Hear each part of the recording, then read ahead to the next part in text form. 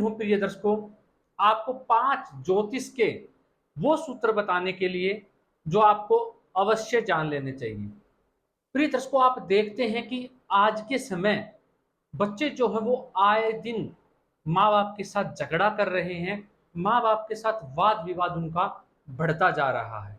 कहीं ना कहीं जब माँ बाप के साथ बच्चे संतान वाद विवाद करती है, उन्हें परेशान करती है, तो कहीं ना कहीं उनकी कुंडली के अंदर ये योग बन जाते हैं जो मैं आज आपको बताने जा रहा हूं। और इन योगों के चलते जीवन में परेशानी भी आती है। कहीं ना कहीं ये पितृ श्राप के योग में उसके रूप में जाने जाते हैं प्रिय दर्शकों। तो प्रिय दर्शकों, 5 योग मैं आपको बताने जा रहा हूं, उनका उपाय भी, निवारण भी मैं आपको बताने जा रहा हूं। अगर ये योग हैं तो इनसे कैसे इनका निवारण किया जा सकता है वो भी आपको पता होना चाहिए। लेकिन प्रिय दर्शकों, आज के इस परिवेश में आप उठा के देख लीजिएगा, जिसकी भी जन्म कुंडली में सूर्य ग्रह पीड़ित है, जिस भी जातक की कुंडली के अंदर, उनका वाद विवाद उनके पिता के साथ अवश्य होता होगा और उनके पिता के साथ संबंध ठीक नहीं रहते होंगे। आप इसे जनरेशन का गैप भी कह लीजिए, जनरेशन के हिसाब से भी इसे समझ सकते हैं। लेकिन कहीं ना कहीं किसी भी कारणवश पिता के साथ वाद विवाद की स्थिति ऐसे जातक की चलती रहती है, जिसका सूर्य पीड़ित होता है, नीच का हो जाए, पाप ग्रहों से दृष्ट हो जाए, पाप मध्यत्व में आ जाए, कैसे भी आप जानते हैं, अगर आप मेरे दर्शक हैं, सूर्य पे ग्रहण लग जाए, राहु के साथ हो जाए, केतु के साथ हो जाए, तो सूर्य पीड़ित माने जाते हैं। तो कहीं ना कहीं ऐसे जातक का पिता के साथ वाद विवाद बना रहता है। प्रिय दर्शकों, आज का पहला सूत्र क्या कहता है, बोर्ड का उपयोग किया है मैंने आपको ताकि आप मेरे दर्शक इसे आसानी से समझ पाए। अगर आप मेरे पुराने दर्शक हैं तो आपको बोर्ड की आवश्यकता ही नहीं है, लेकिन YouTube पर आए दिन नए दर्शक जुड़ते हैं तो उनको समझने के लिए बोर्ड बड़ा ही सरल बना देता है। प्रिय दर्शकों, पहला सूत्र कहता है, मेष लगन की कुंडली हो, मेष लगन की कुंडली हो और सूर्य ग्रह पंचम भाव में जाके बैठे हुए हों और पाप मध्यत्व में आ जाएं, पाप ग्रह दोनों साइड आ जाएं और किसी पाप ग्रह से दृष्ट भी हो जाएं, तो ये योग बन जाता है। इसे पितृ श्राप के रूप में जाना जाता है ऐसे जातक को।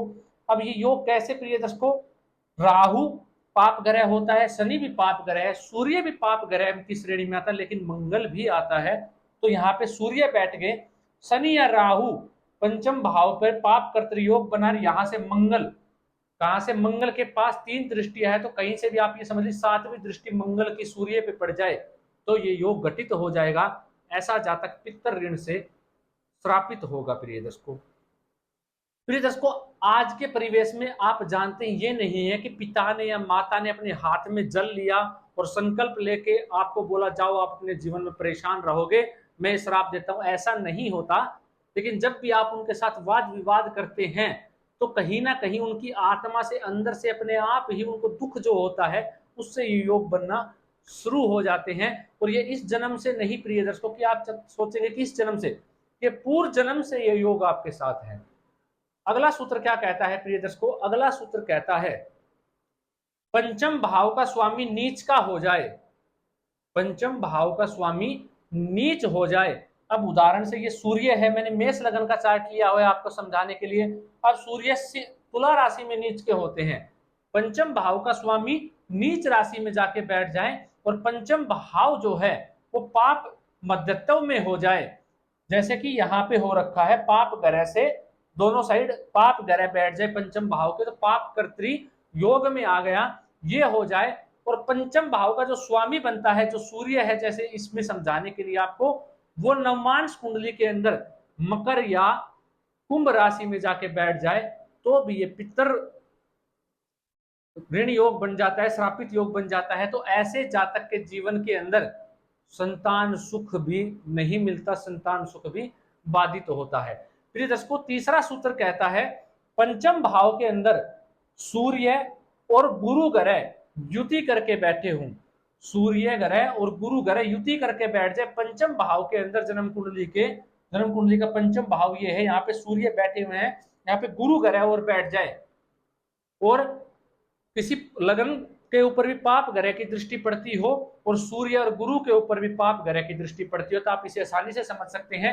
शनि की तीसरी दृष्टि, मान लीजिए शनि लाभ भाव में जाके बैठे हुए हैं, तो शनि की तीसरी दृष्टि लगन के ऊपर पड़ेगी और सातवीं दृष्टि गुरु और सूर्य के ऊपर पड़ेगी, तो भी ये योग घटित हो जाएगा। ऐसे जातक को पितृ श्राप लग जाएगा, प्रिय दर्शकों, पिता का श्राप लग जाता है। अब प्रिय दर्शकों, चौथा सूत्र कहता है जन्म कुंडली के अंदर कि 12वें भाव का स्वामी लगन में जाके बैठ जाए, 12वें भाव का स्वामी लगन में जाके बैठ जाए और दसम भाव का स्वामी, अष्टम भाव का स्वामी दसम भाव में जाके बैठ जाए और अष्टम भाव का स्वामी पंचम भाव में जाके बैठ जाए। फिर से समझिए सूत्र में क्या कह रहा हूं। 12वें भाव का स्वामी लगन में हो और अष्टम भाव का जो स्वामी है वो पंचम में जाके बैठ जाए और दसवें अष्टम में जाके बैठ जाए, तो ये सूत्र घटित हो जाएगा। चौथा सूत्र, तो भी ऐसे जातक को पितृ ऋण की या पितृ से श्रापित ऐसा जातक होता है, जीवन में संतान का सुख ऐसे जातक को नहीं मिल पाता, बाधा और दुख ऐसे जातक के जीवन काल में बना रहता है। प्रिय दर्शकों, अगर इनमें से कोई भी सूत्र आपकी कुंडली में लागू हो रहे हैं, तो प्रिय दर्शकों आप निश्चित तौर पे जोड़ के देख लीजिए। हर बार जब भी संबंध बना है, जो भी बात आई है निकल के, वो पंचम भाव से संबंधित ही जुड़ी हुई है। जब पंचम भाव से संबंधित जुड़ी हुई है, तो कहीं ना कहीं ये आपकी संतान का सुख आपके जीवन में प्राप्त नहीं होने देंगे, संतान की बाधा बना के रखेंगे। इस जन्म में भी आपको संतान का सुख प्राप्त नहीं हो सकता। संतान के सुख का मतलब है कि आपको पुत्र और कन्या दोनों संतति हो, नहीं तो पुत्र की मेन तो ज्योतिष शास्त्र पुत्र के लिए ही कहता है कि संतान सुख बाधित है तो पुत्र की प्राप्ति नहीं हो पाती है। अगर ये स्थितियां हैं आपकी जन्म कुंडली में जो 5 मैंने आपको बताई है, तो अब क्या किया जाए, निवारण क्या है। ऐसे जातक को प्रिय दर्शकों सूर्य भगवान का उपासना करनी चाहिए।